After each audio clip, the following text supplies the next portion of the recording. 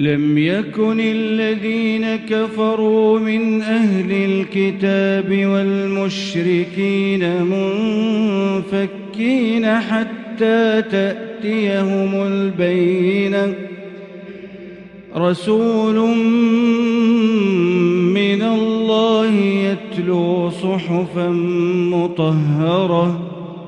فيها كتب قيمة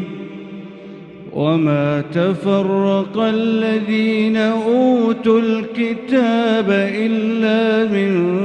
بعد ما جاءتهم البينة وما أمروا